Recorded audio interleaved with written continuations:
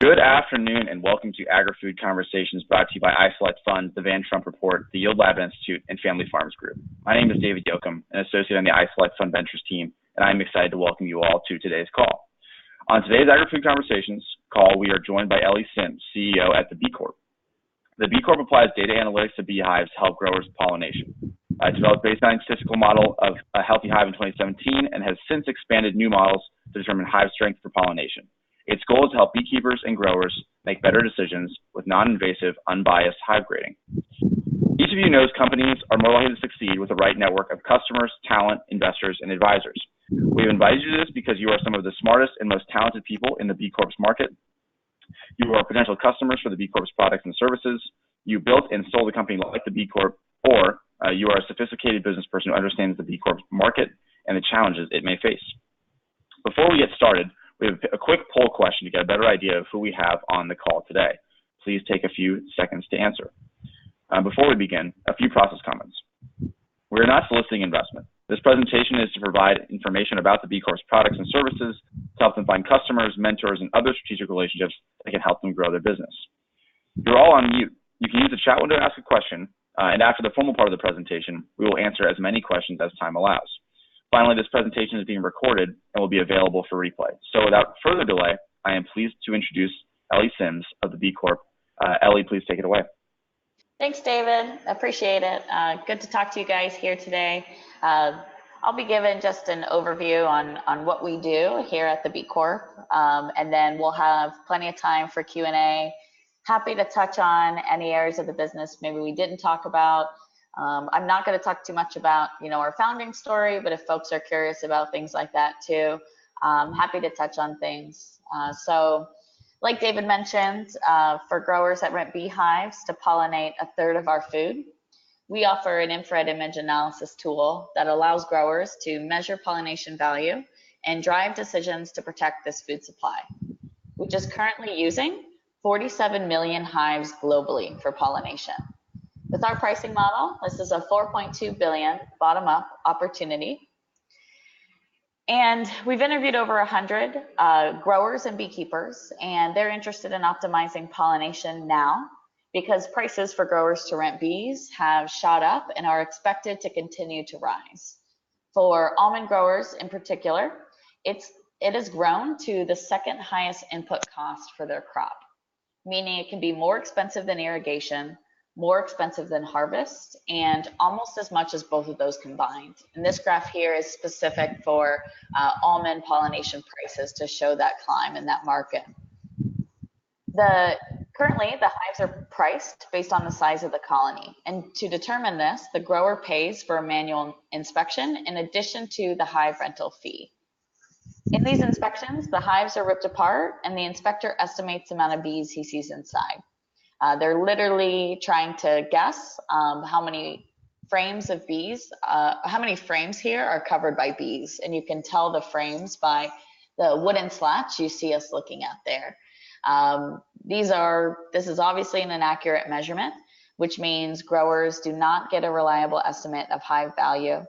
They're slow and expensive, which means growers can typically only sample a small percentage of their hives. And they stress the bees out. So after one of these inspections, it takes the bees about 2 to 3 days to effectively pollinate again.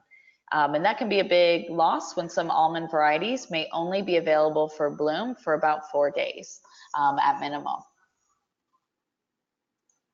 Oh, there we go. Our company is replacing manual inspections using infrared imagery and data analytics to predict the size of the colony inside the hive, which is built with our database of over 40 million records. It's 93% faster, more accurate, and non-invasive, so no pollination time is lost. The images are captured with a camera that attaches to the back of any smartphone that we source through a hardware partner, and the colony size is reported back to the grower in an app. But you can't simply buy an infrared camera. So here's the same hive captured about 8 hours apart, which visually looks like different sized hives. So our algorithm is needed to incorporate the complex ambient conditions to get an accurate estimate of colony size here. And we think our team is in a unique position to do it. So we all have analytics experience and have been offering thermal analysis tools for beekeepers for the last few years. But studying this over diverse seasons and weather has been key to our accuracy and has allowed us to build proprietary insight into the complex thermodynamics of hives. We just brought on Jordan to our team, who comes to us after working for a few years as a developer at Amazon, where he actually worked on a similar image recognition problem and has been a great recent asset. We know this market really well as well.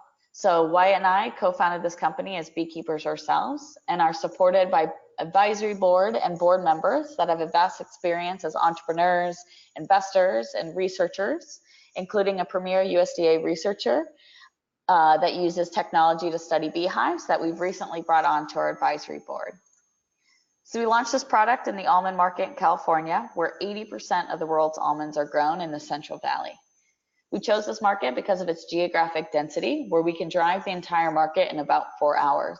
And they have a large pollination need, where growers are paying the highest pollination prices today. Almond growers are also renting about 3/4 of the country's beehives. And so at our pricing and estimated usage, it's a 26.4 million initial business opportunity where we're active today. We completed pilots, paid pilots this pollination season with a great group of almond growers, where 55% of those deals came from growers we met at our booth at the main industry trade show. So some of our growers include a board member of the Blue Diamond Growers, board members of the Almond Board of California, and the second largest almond grower in California, according to a web report we found on sizes. I say that because sometimes you hear from growers who's actually bought more acres recently, so we're just using the last reported data there. We do a lot of direct sales and build relationships with our customers, but we took some time and looked back at all of our cold calling and hustling and emailing across all of our leads, realized we only spent about 30 minutes per closed deal. And while our product today is bringing in revenue, our pilot customers are also giving us valuable insights on the features they need and how this product expands their abilities to inspect hives beyond the status quo manual inspections. So we learned from growers they want to use this tool to actually be able to price per beehive. Because we're 93% faster, we can actually sample all of their hives for the very first time. This pricing incentivizes beekeepers to send the strongest hives for pollination and allows growers to stop paying for dead hives. In addition, because growers can now do inspections in any weather, growers are able to inspect hives earlier than ever, allowing them to replace dead hives in time for pollination for the first time. And with our data over time, growers want to be able to maximize yield by optimizing how they distribute hives and determine properly exactly how many hives are needed for orchards of different sizes, different tree varieties, and different years. Our data gives them the ability to actually be able to make these decisions. So our pilot customers are also helping us validate and improve pricing. We currently have tiered-based pricing based on the number of hives scanned and charged per image taken. So our average contract size with this pricing is about $6,000 based on our current customers, and the camera is paid off after about 5 minutes. So we include that camera in the cost of our product for our growers. We launched, like I said, we launched in the almond market, but we don't plan on stopping there. Later this year, we'll begin working with a group with commercial beekeepers. So beekeepers we've interviewed, we've learned need this product to cut down their labor costs for pollination. They're also an efficient market entry point to other crops because they ship their bees to several different growers throughout the season and can help us get into our next markets, which will be cherries, followed by blueberries, then apples, expanding internationally and almonds in 2023, but eventually reaching all those pollination markets globally. Now, I know we've got probably a diverse group of folks here. I haven't seen the poll yet, but I'll be excited to learn who we've got. But I'm really looking forward to connecting with you guys and learning about how we might be able to work together or how this might help your operation or other folks you may know in this space. So any connections in the verticals you guys work in that might be helpful would be very, very good for us. And I'm going to just close by saying again that manual inspections are truly the only way growers and beekeepers measure pollination contract costs today. So because of this, we believe we have the opportunity to scale very quickly with this innovation. So thanks again. I'm excited to answer some of your questions and have a little bit more of a discussion on what we're doing here. Fantastic. Well, Ellie, we certainly appreciate you walking us through some of the exciting work you guys are doing, and I'm excited to see if there's any questions here from the audience. If you do have a question, you can either use the hand raising icon, or I can unmute you to ask a question, or you can go to the question window on the right-hand side and type in your question. Either way works, no matter whatever your preference is. I guess I'll kick things off a little bit here. The first question, I think, is just more clarifying for anybody who's in the call that might be new to sort of to beekeeping and sort of renting of hives.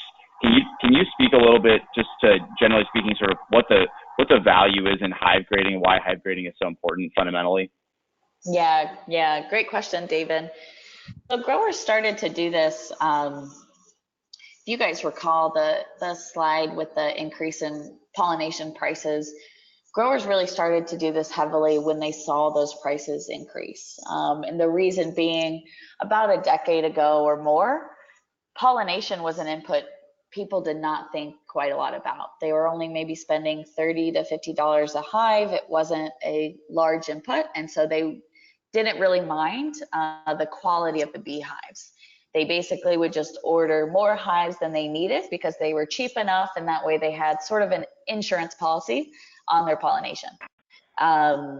What we've learned now is because these prices are so high, and almond growers in particular can spend anywhere from $400 to $600 per acre, they now want to know for sure that, one, they're getting what they're paying for from their beekeeper, because of really a little bit of an instability in supply, but also because a good beekeeper is going to have good and bad years, just like crop yields.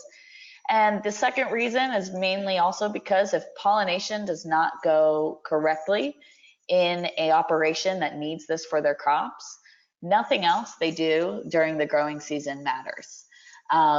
They can fertilize as much as they want, irrigate in different ways, but if pollination does not go correctly, you will not have a good crop.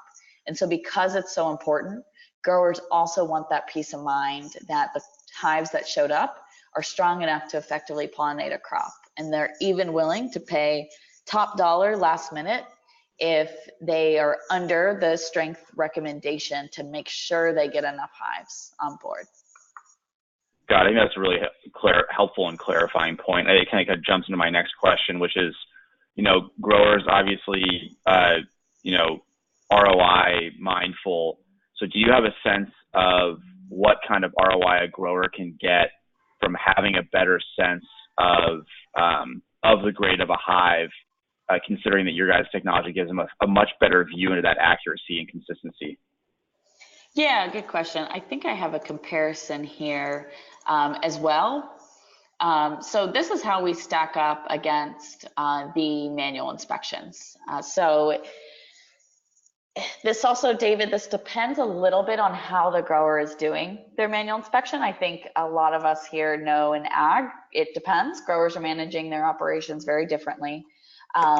But since we're 93% faster, that is a lot of labor savings time for folks that are pulling their own farm hands off to do these inspections, which some growers do. They'll do them themselves. So there's that labor savings piece if they do it that way. They hire third-party inspectors. We come in at $2 to $8 a hive, which is cheaper than the current manual inspection rate. Typically, those inspections are paid out on an hourly basis, where that inspector is maybe incentivized to make sure he's being thorough with his work. But then also they're getting the data-driven approach. And the reason why that's important and allows them to get more accurate results is two people looking at the exact same hive and trying to eyeball frame estimate could be anywhere from as much as 3 frames off on their estimates. And we've done this. So we've done this with inspectors who do this on a regular basis. We'll go along with them, and they will say a number, and we will basically record all those numbers and compare the differences. We did this on one of our pilots and noticed on most hives, we were off by about 2 frames, and it wasn't necessarily that, you know, myself as an inspector was higher by 2 frames than the other person. It was all over the board. One of our folks we've talked to, growers we've talked to, actually did a test on this. They sent one inspector behind several of their farm hands that were doing inspections and learned that each inspector was wildly different on how they inspected the crops.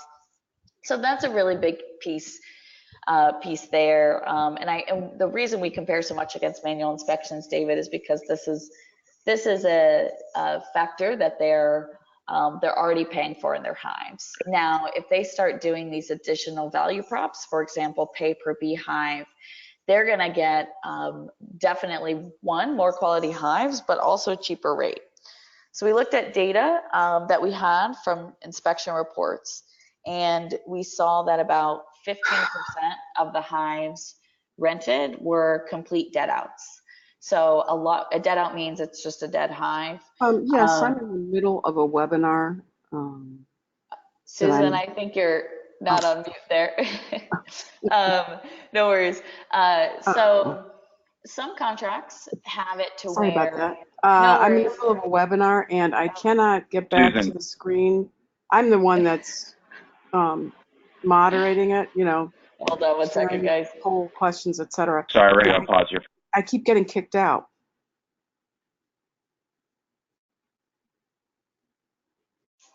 David, should I pick up? We should be good now. You can go ahead, Ellie. Okay, cool, thanks. So like I was saying, we found about 15% dead outs from that data. Now, if that grower has a contract that has a 4 frame minimum, which is a common contract, that means he would not be paying for those dead outs. It was around, I think, about $90,000 in savings a grower would have if they sampled all their hives and found that, even if they were also paying those beekeepers for higher prices for the stronger hives they rent. So definitely that price per hive is going to result in cost savings on the contracts, but also even if that grower ends up paying, let's say, more on his pollination contract, he's been able to validate that and knows he's getting more effective pollination. I hope that all makes sense. It's a complex calculation. No, that's a really helpful insight. And it might tie in, I guess, you know, you've seen a lot of early traction from almond growers. And so I'm curious to know what about almond growers has drawn them to your product so far, and how do they see sort of the initial value of what you guys are bringing in? Is there anything specific about an almond growing operation that makes them the ideal early adopter customer for you? Or are they just a group that you've sort of built an early consensus around? Yeah, good question. So it's a little bit of both. One of the aspects of why we launched there was because of that. I mean, it really is because of that geographic density. The power in being able to actually drive to all of your customers. We actually, for these paid pilots, captured images for our customers, which means we are now very much experts on capturing images. We've captured we did over 10,000 images of hives in a couple weeks. Just during February. So that was one aspect, to be able to really build close relationships with these early customers. Because they're renting 75% of the country's hives, that is a huge demand. And they're also doing this in February. Not a lot of crops need pollination in February. So they're sort of the main guys sucking up that demand, but also in February, beehives are normally pretty dormant. They normally stop laying eggs, the queen does, and they stop growing in pollination, and they I don't think I would call it hibernating, but they cluster together in a way to preserve warmth. They're not really foraging. So beekeepers have to meet this vast almond demand, have to pour a ton of resources into their operations to get the hive strong enough for pollination. It's sort of, they have to artificially get these hives up and going. So because of that, almond growers are paying higher prices than anyone. So that price sensitivity is absolutely driving them to do these manual inspections. Because they're paying for these manual inspections and we come in as an alternative, they're a great early adopter where we are an alternative to their operation versus maybe a new cost on their operation. And we have to look at more of those ROIs that that growers need, if that makes sense, David. I think that comes in as highly important with new costs and new technology that isn't already on the budget. But also they're just a great group. I mean, the almond industry is, from what I've seen, extremely innovative. It's one of the most profitable crops in California. And the way they've done that is really optimizing their yields. They have got great research organizations. They've minimized their labor constraints, so it's allowed it to be very profitable. All of this, I think, makes it a little bit easier for them to adopt and think about new technology, because I think culturally, these growers are very innovative thinkers. I've been just really impressed. Our growers have been great partners for us. So I think because of a lot of those factors, David, it's been a great early market for us. But I definitely think we'll still see benefits in other markets. But right now, the almond industry's been pretty good. Got it. That's a really interesting perspective. I guess before I ask you sort of some ways in which the audience can help you, I'm curious to know, this is a unique business in an industry that, I think probably goes overlooked in the world of food and agriculture, probably from an investment side. What do you see as some of the bigger challenges for you guys moving forward? Do you see them more on the technical side or the adoption side? How do you view sort of that trajectory, and what do you think some of those major hurdles you guys will see you'll have to overcome? Good question.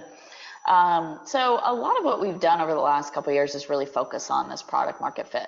I mean, the SBIR grant we received to verify this technology, they don't let you develop an ounce of technology until you've talked to potential customers and you make sure you're building something they want.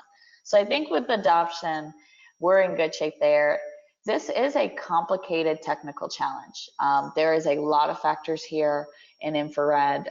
There's a lot of different things at play, and so we absolutely have R&D ahead of us. We've got our growers on board in that process, and I think that's a challenge. It's a challenge we can achieve, but I think that's going to allow us to be unique as a company and set us apart. This is just not an easy thing to do here.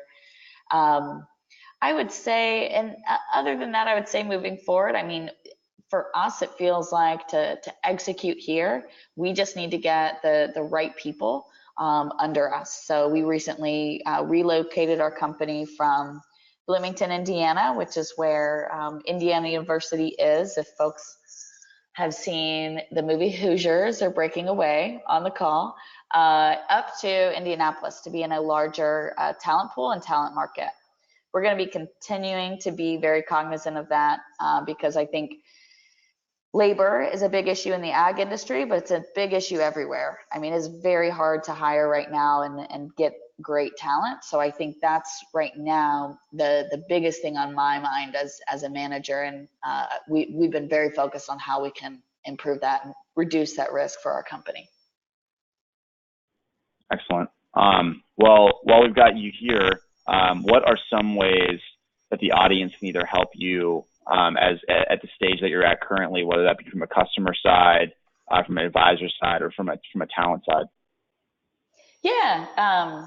So on the customer piece, if there is feedback or thoughts, or if you guys do know folks that grow specialty crops that might need pollination, would love that connection. My contact information's here.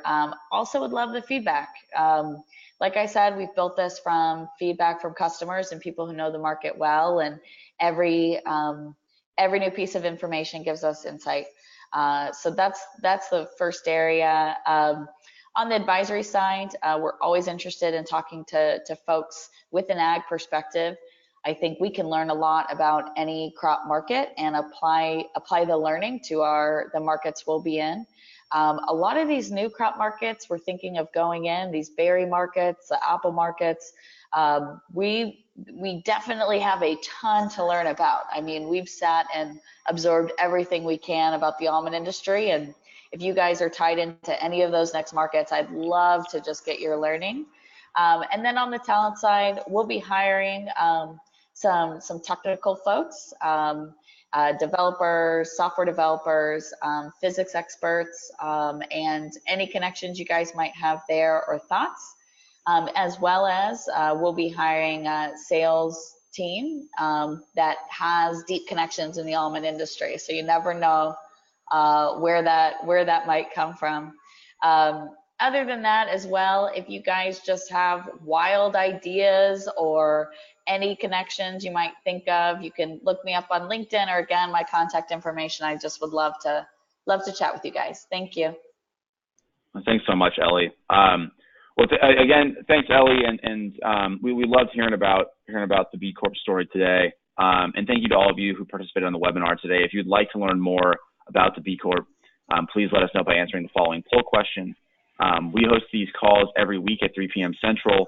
You can register for the Agrifood Conversations webinar series by going to agrifoodconversations.com at question 3 p.m. Central every Thursday. A replay of this webinar will be emailed to you in the next 24 hours. And if you know any others who may want to see this webinar in replay, they may be able to access it on Agrifood Conversations within the next 24 hours. But thank you for your participation. Thank you to Ellie and the Bee Corp, and we look forward to seeing you next week. Thank you.